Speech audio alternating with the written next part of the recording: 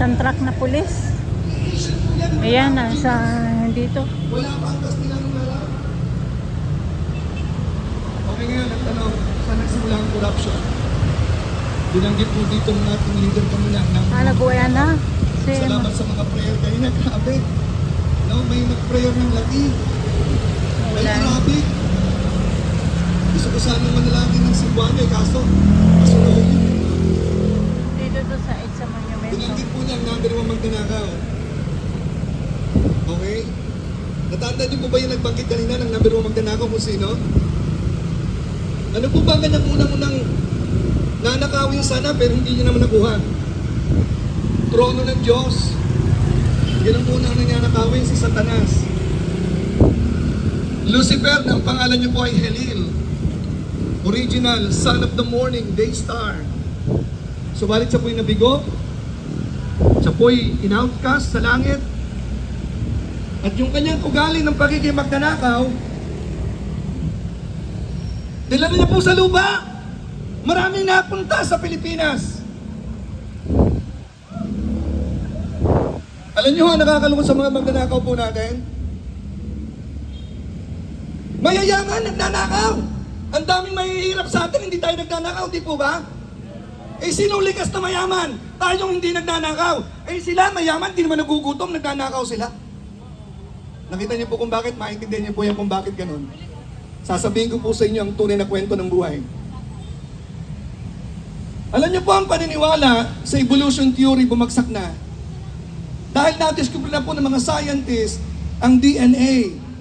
At napatunayan po ng mga scientists na ang DNA ng hayop at DNA ng tao ay magkaiba.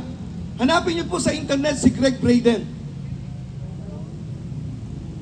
Naniniwala po sila sa creation story of the world. Hindi po tayo galing sa unggoy. Sino po sa inyong naniniwala na tayo galing sa unggoy? Meron po ba? Pag naniniwala kayong galing ka sa unggoy, may evolution po tuloy-tuloy. Pabalik na po kaya sa unggoy ang mga taong naniniwala dyan. Okay. Okay. Tignan niyo yung itsura niyo, mukha pa tayong galing sa unggoy. Bagamat nakakaduda nga, pero hindi totoo yun. Okay.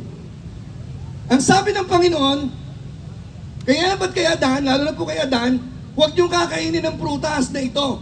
Pwede niyong kainin lahat yan. Huwag lamang itong prutas na ito. Ano po ba yung prutas na yon? Sabi ng taga Davao, durian. Baka nga ho. Sabi ng mga Pilipino, yung nakangangasihuan tawad, alam niyo po ba yon? Bayabas daw. O ano pa man yon, pinagbabawal po ng Panginoon yun. Nagkataon po lamang, ang ibig sabihin ng salitang forbidden, apple. Forbidden fruit, apple. Kaya maraming naniniwala na yun po ay apple dahil yun po ang pinakamagandang prutas sa itsura. Di ba? Pero hindi ka pagpapalit ng apple sa durian. Taga Davao, tama po ba? Pagbaba ko po ng Davao, nagyaya ang mga kasama ko kakain sa restaurant, hindi ako kumakain. Pagkatapos ng kumain sa restaurant, tayo naman, doon ako kakain, pupunta po ako doon sa bilihan ng durian. Okay. Ang sabi ni Satanas, ang sabi ng Panginoon, sa sandaling kainin nyo yan, tsak na kayo ay mamamatay. Yun po yung preaching ko dito noong Martes. Ang sabi po ni Satanas, hindi kayo mamamatay.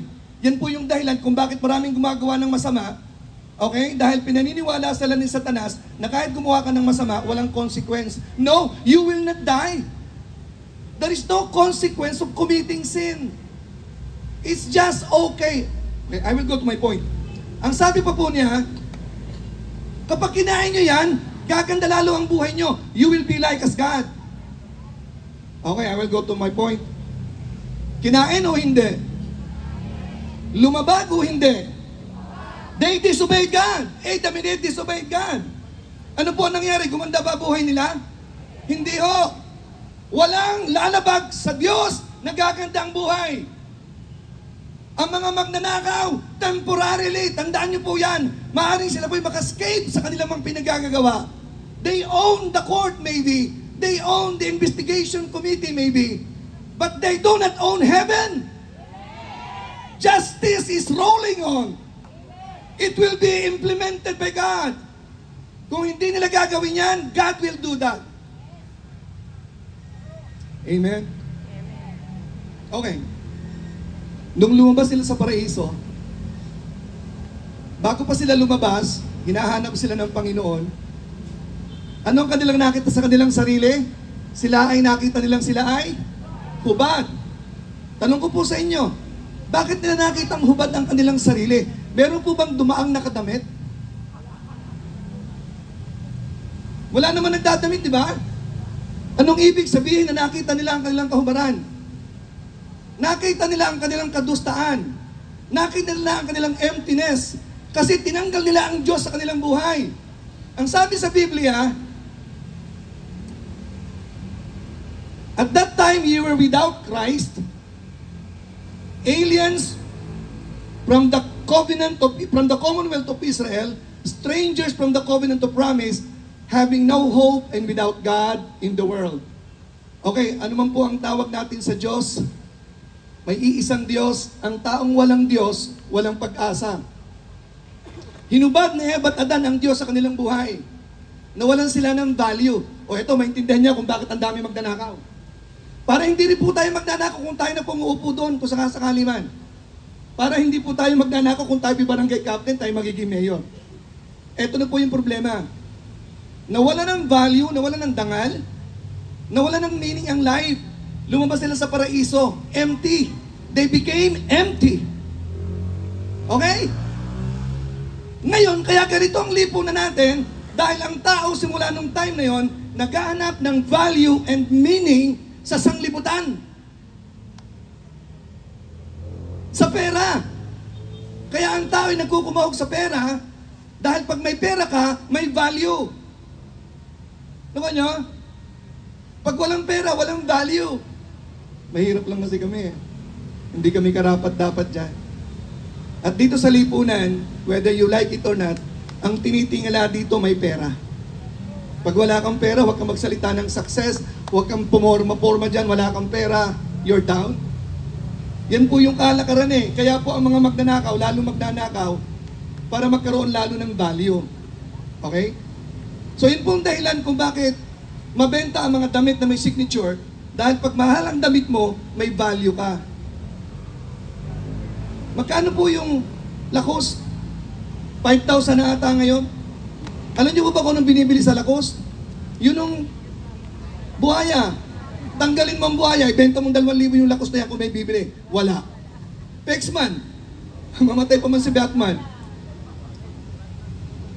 Mercedes-Benz. Tanggalin niyo yung logo niyan. Pintahan mo ng panibago yan. Ibenta mo ng mababa. Hindi bibili niyan kasi walang tatak na Mercedes-Benz. Louis Vuitton. Mga relo mamahalin. Ang tawag po dyan as identity enhancer. Kapag meron ka, wow, grabe, naka-Louis Vuitton, no? Di ba?